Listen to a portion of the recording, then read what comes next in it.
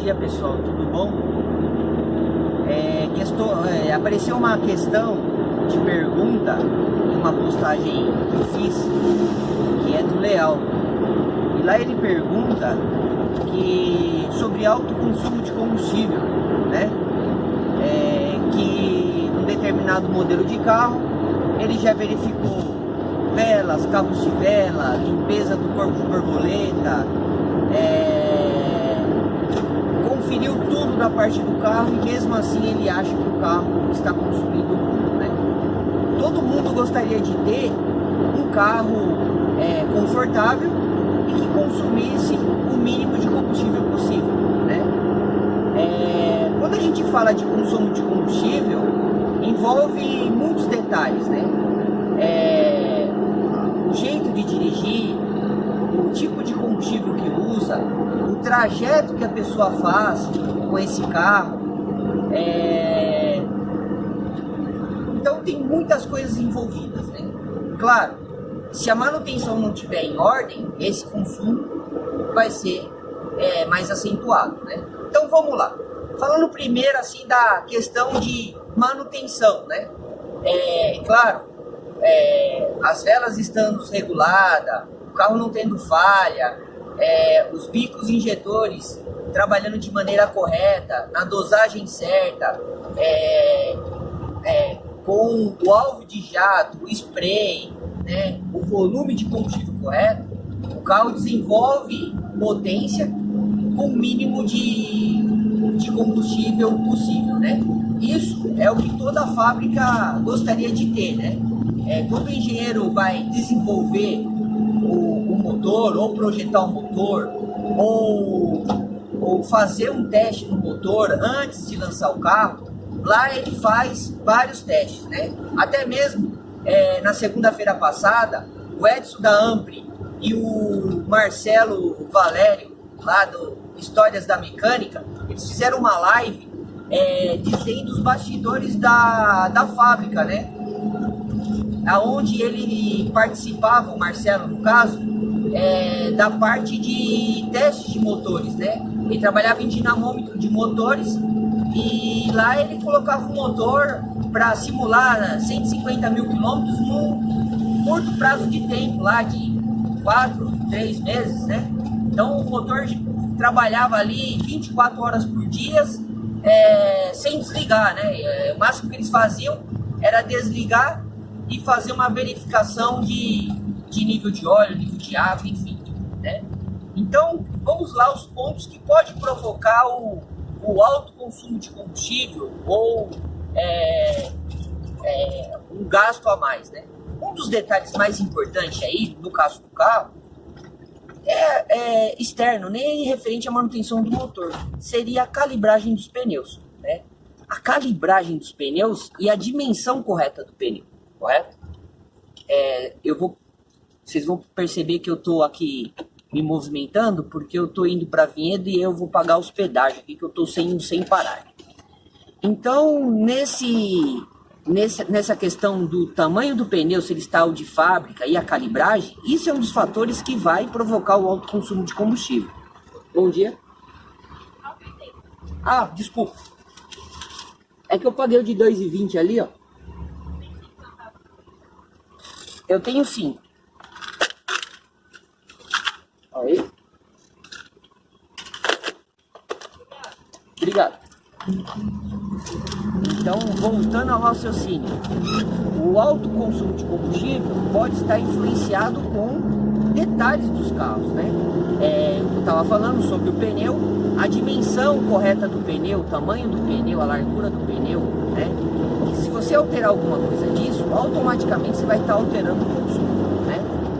Um dos detalhes mais importantes aí, se o carro tiver as dimensões e o tamanho do pneu correto, é a calibragem, né? O ideal seria pelo menos uma vez na semana você ir lá e calibrar o pneu com o pneu a frio. Então você saiu da sua casa ou do seu trabalho, passa no posto e faz uma calibragem ali do pneu, que para ele sempre estar na medida, né?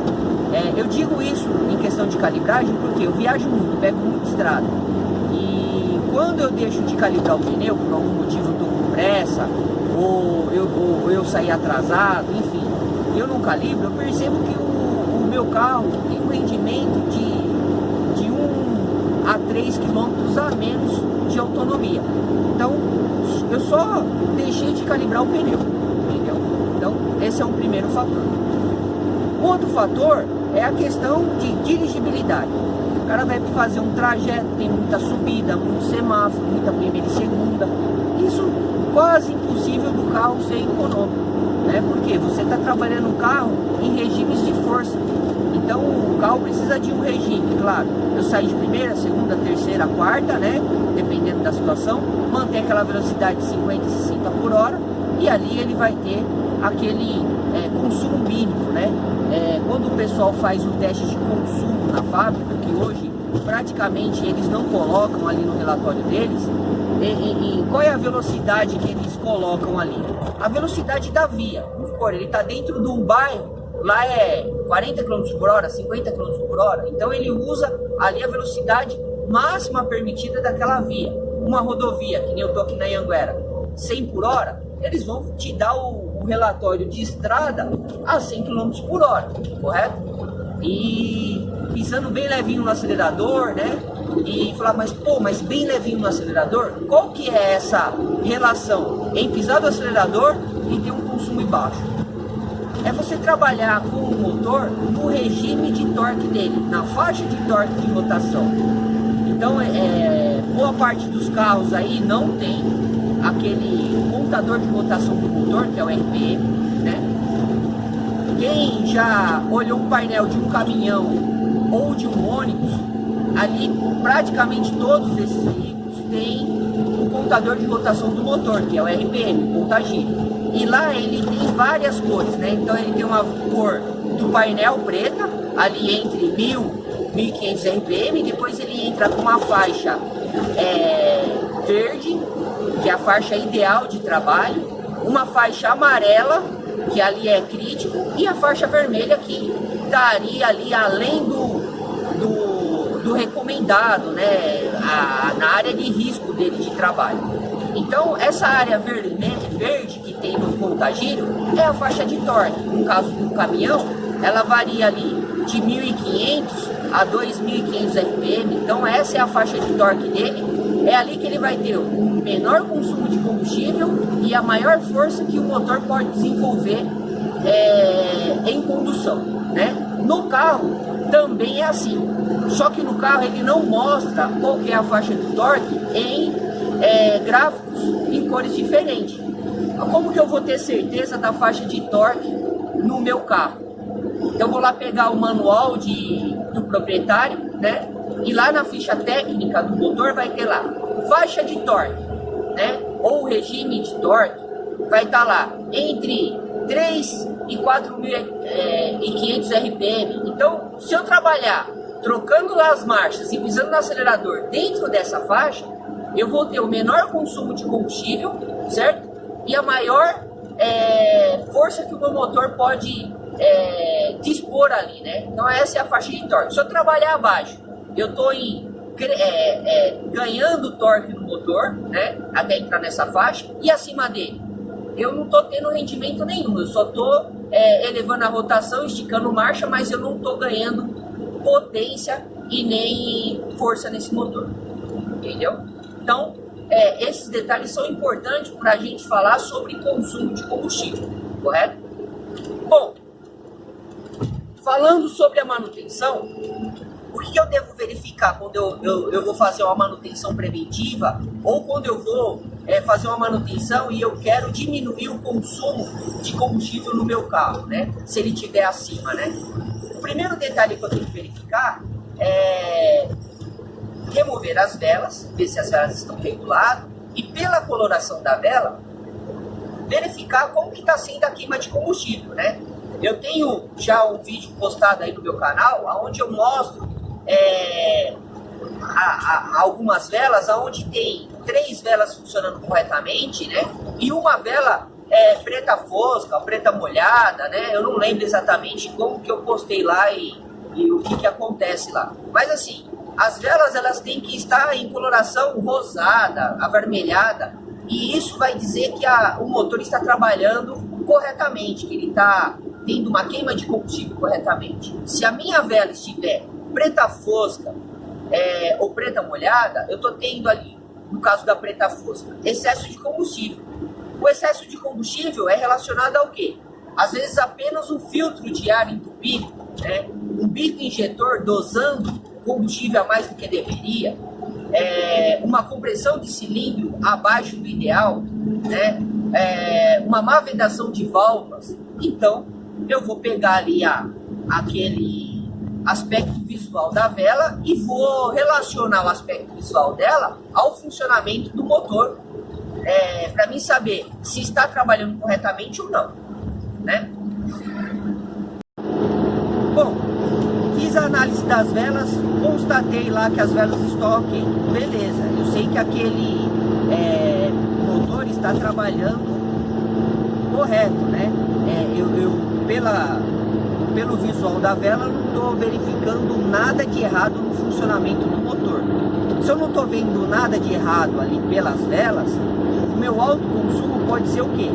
Aquele primeiro item que eu falei: pneu descalibrado, combustível de baixa qualidade, maneira de dirigir errada, né? Estico muito marcha ou não estico marcha, não trabalho com o meu motor na minha faixa de torque, entendeu?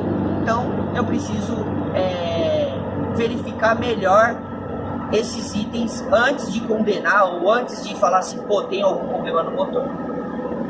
Bom, eu vi lá que tem umas velas, uma, duas, três velas, duas, quatro velas, que elas estão meio fosqueada, né? Trabalhando, não está rosado a vela. Bom, e aí eu começo a fazer uma verificação desse meu motor.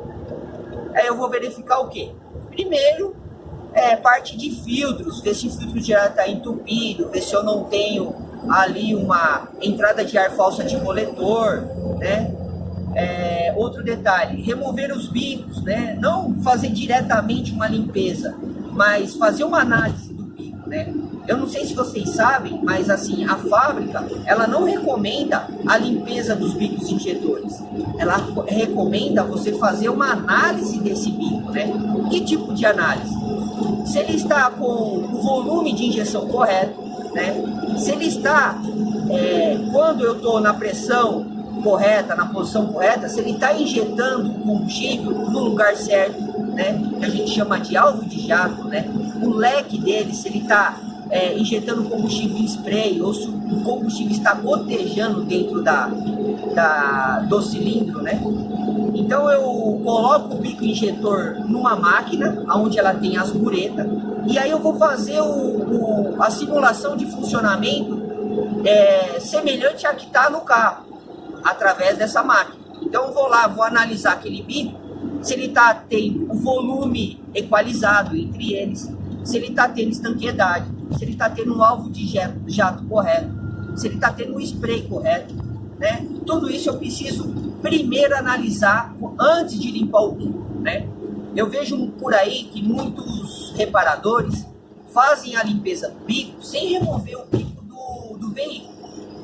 Como ele vai ter certeza que teve um problema no bico ou se tem um problema no bico? Ou até depois dessa limpeza, se ele vai ter certeza que limpou uma coisa que ele não tinha certeza que estava sujo. E se essa limpeza deixou os 4 bicos equalizados sem ele remover do carro, sem ele fazer uma análise através de buretas, né, visual, né? Então eu preciso ter certeza, eu preciso ter cuidado na hora que eu vou fazer a limpeza do bico, né? Um outro detalhe importante na hora da limpeza do bico é que quando eu forço muito ele no teste, simulado ali naquela bancada de teste, eu posso queimar o bico. Eu vou excitar muito o funcionamento dele. Ele trabalha com a temperatura mais alta, porque o que resfria o bico é a passagem do combustível, né? É a troca de combustível passando por ele que vai fazer ele refrigerar. E ali naquela simulação, se eu prolongar o meu teste, ou se eu prolongar a tentativa de limpeza, eu venho a queimar esse bico, né? Um dos bicos que é sensível à questão de limpeza, e muitas vezes você tem um defeito no bico de ele estar dosando pouco combustível ou não injetando na posição certa, no leg certo, e eu não consigo limpar porque ele vem a queimar, é do Fox, da Space Fox, do Gol, né? Da linha Volkswagen, né? A linha Citroën ali do C4, C4 Launch também não aguenta. Eu muitas vezes fazia apenas um teste e muito menos a limpeza. E aí chegou o ponto de eu ter que substituir esse bico, correto? Os bicos de injetores já foram muito mais caros, mas hoje em dia está acessível num preço bom. Então, claro, tenta fazer a limpeza, tenta equalizar, mas nesses modelos que eu citei, deve ter alguns outros também que não resiste a esse tipo de teste, a esse tipo de limpeza. O correto seria trocar o bico e vai acabar tendo que trocar o bico, beleza? Bom, verifiquei os bicos estão ok, vou lá, removo as velas, verifico os cabos de vela, bobina, tudo ok, né? Bom, verifiquei isso, tá tudo ok e não achei nada de defeito. Eu vou precisar fazer o quê? Um teste de vazamento de cilindro e um teste de compressão ali do meu motor. O primeiro é o teste de compressão. Eu tenho um vídeo aí também no canal, onde eu faço uma análise de motor, que é de uma Fiorino. O motor tem quase 300 mil quilômetros e o motor tinha uma falha. Quando eu removi as velas, eu vi que tinha uma vela que estava totalmente fora da coloração de trabalho dela, né? Estava fosqueada ali, não estava naquela coloração rosada ou avermelhada. E aí o que eu fiz? Eu fiz um teste de compressão, onde eu ponho o relógio, o manômetro no lugar da vela, dou partida no carro, no motor, sem ele funcionar, claro, removi as velas, desliguei a bobina, né? Lá tem um procedimento certinho como fazer esse teste e constatei que tinha um cilindro dando uma compressão totalmente baixa. Bom, então eu tive certeza que tem um cilindro que está sem compressão ou que está com a compressão alterada dos outros. Então, provavelmente eu tenho um defeito naquele cilindro. Mas qual é o defeito? É um defeito de pistão quebrado, válvula rachada, junta de cabeçote ruim, cabeçote trincado. Para eu fazer uma análise antes de desmontar o motor, eu preciso fazer um outro teste, que nesse vídeo eu não fiz porque o teste eu não tenho. Eu, quando preciso, eu uso do João de Paoli, aqui de Vinhedo, mas eu estava em Santo André, eu não busquei. Como eu precisava identificar o defeito, eu acabei removendo o cabeçote. Mas esse teste de cilindro, de vazamento de cilindro, como que ele consiste? Eu rosquei o manômetro lá no furo da vela e ponho pressão de ar comprimido dentro do cilindro. Vou deixar o cilindro lá, que eu vou testar, em compressão. As duas válvulas vão estar fechadas, o comando não vai estar atuando nas válvulas, e eu vou colocar pressão positiva dentro desse cilindro. Bom, ele vai demonstrar vazamento por algum lugar. Se for na válvula de escapamento, eu vou sentir ar vazando pelo cano de escapamento. Vou lá no cano de escapamento e vou escutar o ar que eu estou pressionando dentro do cilindro vazando pelo coletor de escapamento, ou pelo coletor de admissão, ou pela tampa do óleo. Se for no coletor de admissão, é a válvula de admissão que tem algum defeito. Se for na tampa do óleo, é sinal que eu tenho um problema ou de anéis ou de pistão trincado, né? Nesse motor relacionado que eu comentei, eu tirei o defeito estava na válvula. A válvula estava derretida, a válvula trincou, né? Até eu deixei lá o vídeo para o pessoal fazer alguns comentários do que eles acham que provocou aquele derretimento da válvula, né? O vídeo tá lá, eu quero que vocês olhem e comentem. Bom, fiz o teste e não detectei nada. As 4 pressão do cilindro estavam ok, tudo perfeito, né? O que mais pode... Bom, outro detalhe que a gente tem que verificar é o sistema de arrefecimento. Então lá, bomba d'água, válvula termostática, radiador, todo o sistema, né? Se a válvula termostática estiver ausente do sistema, na cidade o carro pode até atingir a temperatura ideal de trabalho, mas vai ser mais lento, vai demorar um pouco mais para atingir essa temperatura, né? E aí o que ele vai ter? Durante o aquecimento dele, até ele atingir essa temperatura, ele vai ter ali aquele intervalo maior de aquecimento, provocando um alto consumo de combustível, né? Então, qual que é o ideal? Dar partida no carro, deixar o carro aquecer, chegar na temperatura ideal de trabalho e sair com o carro. Nesse momento, o parado ali, o carro atingiu a temperatura o mais rápido possível, desde que ele tenha a válvula termostática. E um detalhe importante, a válvula termostática, ela tem que estar no grau térmico correto, né? Por exemplo, esse carro aqui é álcool, eu uso gasolina nele. Então, qual é a válvula termostática que eu vou usar nele? Do álcool ou da gasolina? No caso, da gasolina, porque ele está tá trabalhando com gasolina. Por quê? A válvula termostática do álcool, ele tem a tendência a deixar o motor muito mais quente. Então, o grau de abertura dele vai ser sempre maior. Então, assim, onde a gasolina chega numa temperatura ali de 87 graus em diante, a válvula começa a abrir. No álcool, ela começa a abrir com 92 ou tem casos até mais. Então, essa parte da válvula sistema de arrefecimento é muito importante estar em funcionamento correto, né? Então, do que eu estava falando da válvula termostática, a falta da válvula termostática pode provocar o alto consumo de combustível. Por quê?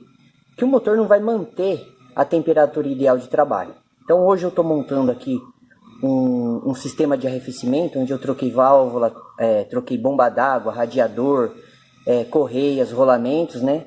E estou colocando a mesma válvula termostática, porque ela está funcionando e a gente vai manter a mesma. Então vou mostrar para vocês aqui que além de ela manter a temperatura ideal de trabalho do motor, né, chegar na temperatura rápido e manter essa temperatura sempre num padrão ideal ali, que é entre 87 e 92 graus, né? Eu vou mostrar para vocês que ela tem outra função muito mais importante, né, ou tão quão importante, que é manter a temperatura ali do motor. Bom, estamos aqui, ó, com a válvula termostática, né?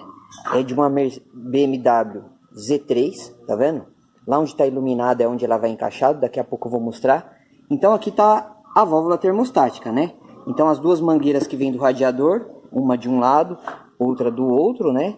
Que faz o sentido da circulação. Então esse bocal aqui, ó, tá pegando de um lado do radiador e ele tem de um lado a válvula termostática. Do outro lado, ele é aberto, para ele ter circulação. Olha lá, ele é aberto, né? Então, qual é a função da válvula? Manter ali fechado o circuito, para a água não circular com o radiador, a água que está no bloco. Quando ela chegar na temperatura ali de 92 graus, a válvula vai abrir, né? A válvula abre e começa a circular a água. Quando atinge a temperatura ideal de trabalho, liga a ventoinha. Só que além de fazer isso, ela tem outra função, né? Tá vendo esse anel que está aqui de vedação? Ele serve para, na hora que a válvula termostática abrir, isso vai sair nessa direção, né? Ele está aqui, ele vai abrir a válvula e essa arruela aqui, né? Ele vai sair nesse sentido e vai tampar uma passagem de água, né? Olha lá. Então a válvula termostática lá, ó, ela vai encaixar daí, certo? Aí tá vendo aquele furo lá dentro? Esse furo? Aquela arruela que a gente vimos lá, ela vai abrir a válvula e vai tapar aquele furo. Mas vai tapar para quê? Para que a água tenha um sentido de circulação. Que a água circule entre o bloco e o radiador quando ele estiver na temperatura. Quando ele estiver abaixo da temperatura, a válvula vai estar fechada. A água vai circular dessa galeria para essa galeria, fazendo com que a água do motor só circule entre o bloco e o cabeçote, né? Então eu peguei uma rodovia onde eu tenho ali velocidade alta, né? Bastante ventilação batendo no radiador. Esse radiador vai estar interrompido a circulação entre ele e o motor, e a água vai estar só entre o bloco e o cabeçote, fazendo assim o motor trabalhar na temperatura ideal de trabalho, para eu ter uma temperatura correta de trabalho, fazendo com que eu tenha um consumo ali de combustível ideal programado pela fábrica, concorda? Outro fator que a gente não pode deixar de mencionar é a qualidade do combustível, né? Quando a gente fala em abastecer o carro, eu vou abastecer sempre naquele posto de confiança, mas isso não quer dizer que eu estou livre de problemas, né? Então, quando a gente fala de consumo, todos esses itens têm que ser verificados, né? Desde o começo que eu falei lá sobre a pressão do pneu, a maneira de dirigir o carro, trabalhar na faixa de torque do motor, a temperatura que o motor está trabalhando, né? Até mesmo o tipo de lubrificante que você usar no motor, isso pode interferir no consumo de combustível, né? Então, não é apenas verificar vela, cabo de vela, corpo de borboleta, né? Se tem algum erro na parte da injeção, né? Tem muitos fatores para isso, né? Para a gente verificar. Então, tudo isso que eu comentei com vocês, que eu mostrei, é passível de ter consumo se tiver errado, né? Então, uma boa verificação nesses itens, né? Claro, verifique um motor, pode ser vela, pode ser bico, mas se você conferiu tudo, tiver certeza que tudo isso está em ordem, há um fator externo aí que está provocando esse alto consumo, né? Reforçando, calibragem do pneu, temperatura de trabalho do motor, né? Qualidade do combustível, que hoje a gente tem aí vários, né, fornecedores de combustível, né? Posto Shell, posto BR, posto Ipiranga, posto de sem bandeira, né? Então eu posso ter um problema de combustível? Com certeza. Ah, mas se eu tiver um combustível ruim, ele vai me mostrar pela coloração da vela, pelo estado da vela? Às vezes não, né? Às vezes ali eu tenho um combustível de baixa octanagem ou com corante, ele vai ter uma queima ali de coloração na vela, ok, né? Não vai me mostrar nada e eu vou ter um alto consumo de combustível, né? Então tomem cuidado, né? Não é uma coisa tão simples de a gente descobrir, né? É um conjunto de fatores que nem eu reforcei para vocês, né? Então vamos observar isso e fazer essas verificações. Bom, pessoal, referente ainda à válvula termostática, como eu posso testar ela para saber se ela está trabalhando correto ou não, né? Então eu montei aqui a BM, ó, já está funcionando, né? Então a gente vai monitorar, porque eu não coloquei a válvula nova, eu testei ela aqui na bancada, né? Eu aqueço uma água, vou verificando a temperatura da água. Quando a temperatura da água chegar no ponto de abrir a válvula, que é 92, eu mergulho a válvula e observo se ela está abrindo e fechando, né? Mas tem como eu testar ela antes de tirar do carro? Sim. Você funciona o carro, né? Deixa ele em marcha lenta, nível da água na ordem e vai monitorando a temperatura das duas mangueiras, correto? Um lado da mangueira, né, principalmente a parte inferior da mangueira, onde não vai ter a circulação, essa mangueira provavelmente vai estar fria. E a mangueira de cima, onde a água já está aquecendo, vai estar quente. E aí dessa maneira eu vou monitorando. Se eu perceber que as duas mangueiras estiverem na mesma temperatura, ou essa válvula termostática não tem, ou ela está travada aberta, dando passagem e a água está circulando mesmo, ela estando ali, mas ela pode estar travada aberta ou não ter a válvula, né? Observem aqui como que é. Olha lá, a água do sistema está no nível, né?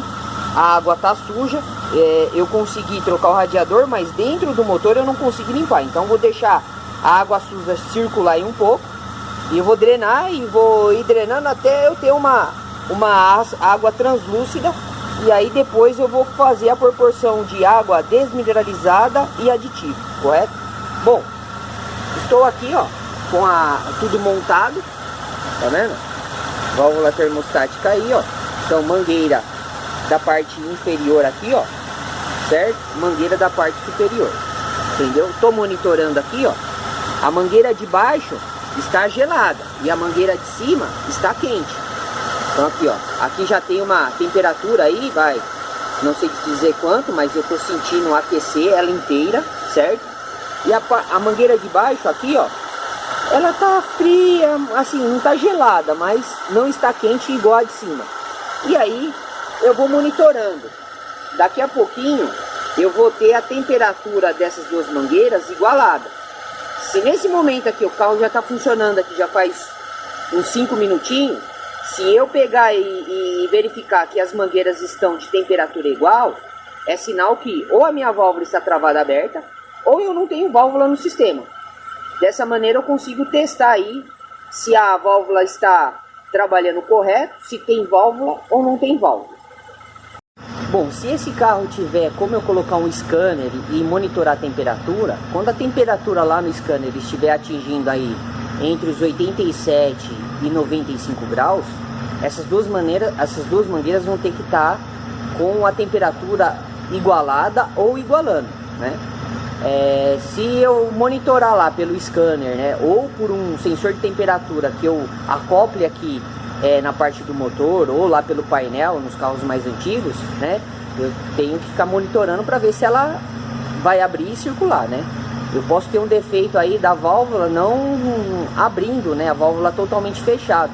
Também isso é prejudicial, não vai provocar um alto consumo de combustível, mas eu vou ter um problema de superaquecimento, né.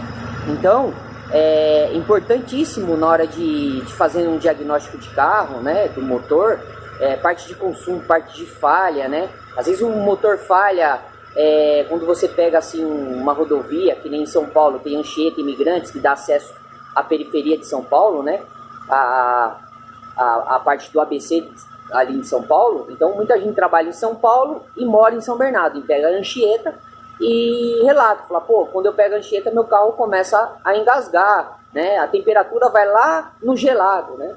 Isso é um grande indício de que ou você está sem a válvula, ou a válvula não está trabalhando corretamente, ela está travada, aberta, entendeu? Isso vai provocar alto consumo e em alguns casos falha no motor, né? E isso pode enganar, porque se ele trabalhar com mistura rica, por ele estar muito gelado, vai empretejar as velas. E aí você vai achar que tem um defeito de mistura, e na verdade tem um defeito de temperatura de trabalho do motor, né? Então, essa parte de consumo de combustível e fazer o diagnóstico, cara, envolve muita coisa, né? Então, o Leal aí que fez o questionamento referente ao Fiesta Street, né? Eu aconselho, não só ele, a todos, se querem ter certeza de que o sistema está trabalhando ok, fazer esse teste da válvula termostática, né? Fazer o teste da calibragem dos pneus, né? Tentar trabalhar ali com o motor no regime de torque dele, né? Na faixa de torque dele. Entra lá, pega o manual do proprietário ou pega aí no YouTube, na internet, a ficha técnica do carro e verifica ali qual é a faixa de torque e de rotação que ele melhor trabalha, né? Onde chega o melhor torque dele. Tenta trabalhar com o carro nessa faixa de torque. Estando tudo correto, esses itens que a gente comentou, com certeza você vai ter ali um baixo consumo de combustível, né? É que muitas vezes o carro, pela característica dele, ele não é um carro econômico, né? Então, faça uma pesquisa, vê outros proprietários de carro, né? Mais do que um de preferência, né? Que às vezes a pessoa anda pouco e para ele aquilo que está consumindo é baixo. A pessoa não faz um teste de consumo correto, né? Como seria esse teste de consumo? Seria encher o tanque, né, até o primeiro travamento, andar 100 km e completar novamente, de preferência na mesma bomba, na mesma posição, e na hora que ele travar a primeira vez, ali o bico de enchimento, eu verificar quantos litros pegou. Então fazer uma subtração de quilometragens dividido pelo número de litros, vai sair o resultado de quantos litros ele consumiu nesses 100 km. E aí eu tenho uma ideia de consumo do meu carro, né? Isso levando em conta aí a questão de dirigibilidade, tudo esses itens que a gente comentou, né? Tudo isso influencia, né? Essa questão de calibração de pneu e diâmetro, altura de pneu, correspondente ao modelo do seu carro, isso é muito importante porque o carro foi projetado para utilizar aquele tamanho e aquele aro e aquela largura de pneu. E aí, de repente, alguém modificou, isso vai provocar uma alteração de consumo, uma alteração de velocidade. Então, fique esperto, tá bom? Espero que tenha tirado a dúvida não só do Leal, mas de outras pessoas, né? E no decorrer aí dos dias eu estarei enfatizando mais essa parte de consumo, né? E que é uma coisa que seria bom para todo mundo, né? Ter um carro de potência boa, né? um conforto, ar-condicionado, tudo, né? Inclusive eu fiz um vídeo lá sobre como utilizar o ar-condicionado, como ter uma economia de combustível utilizando o ar-condicionado. Está lá no Instagram. Mas eu vou dar mais dicas, porque isso, pelo o valor de litro que está o combustível hoje em dia, isso é muito interessante a gente tentar deixar o carro o mais econômico possível. Beleza? Não esquece de curtir, comentar e compartilhar os nossos vídeos. Abraço a todos e até o próximo vídeo.